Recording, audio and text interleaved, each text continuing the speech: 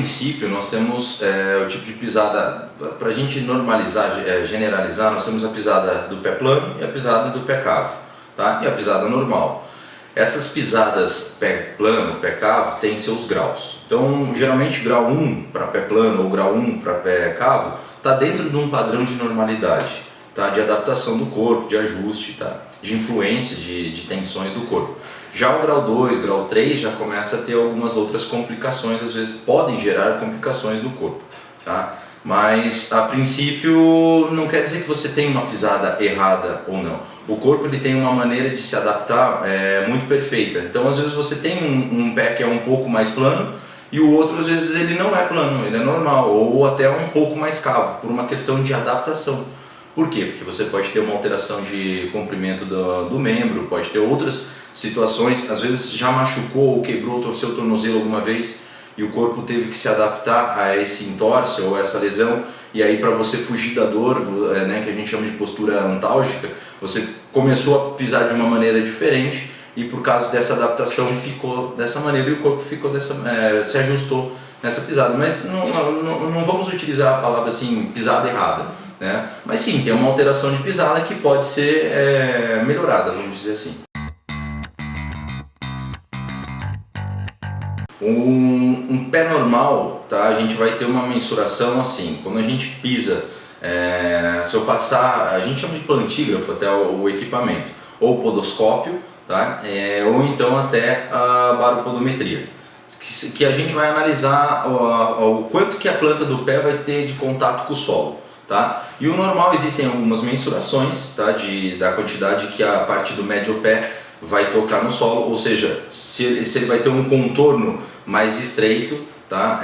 Mas não tão estreito e nem tão largo. Mas um pé plano geralmente tem um desabamento do arco plantar. Então, quando a gente analisa o pé, a gente tem vários arcos, mas o principal, o arco longitudinal, a gente vê uma elevação da planta do pé. E quando você tem uma elevação, ou nenhuma elevação no caso, e ele está desabado, a gente chama de pé plano, ou o pé chato, que é um pé bem reto, tá? Um pé normal ele tem uma leve curvatura, tá? Essa curvatura tem um porquê e ela principalmente ela está interligada com o movimento de marcha, a questão de absorção de movimento, né, de impacto e a questão até de uma propulsão de movimento. E quando você tem uma elevação muito acentuada, é considerado um pé cavo, que aí você geralmente não toca a parte da planta do pé no chão. No caso de um pé cavo grau 3, você toca a parte do calcanhar e a porção dos dedos, e a porção média nem toca no chão, que seria um grau mais avançado, por exemplo, do pé cavo, né? E o pé plano, quando você atinge um grau 3, geralmente você contorna o pé inteiro, é um pé que chato, ele achata no solo.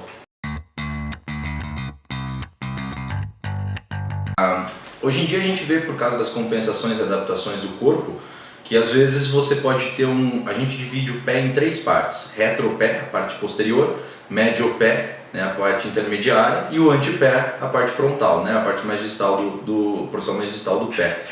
E quando você faz essa divisão, às vezes no calcâneo, que seria o osso do calcâneo, que seria a parte do retropé, ele pode estar mais supinado, mas aí o pé faz uma torção para poder adaptar, que seria o que a gente chama de pé misto. Então essas situações ocorrem também. Por isso que a gente não leva em consideração só assim, vamos comprar um sapato supinado, pronado, ou para uma pisada pronada ou para uma pisada supinada, porque você pode ter algumas alterações de adaptação do corpo. Então é melhor que você faça uma análise com um profissional adequado, né, para ver como realmente é o seu pé. Não basta só olhar atrás do pé, ver como é que está o calcâneo e falar, esse é um pé supinado, esse é um pé pronado. Tá? Não é assim que a gente analisa. Porque às vezes o grau é tão pequeno que não vale a pena tentar uma correção. É melhor deixar do jeito que ele está.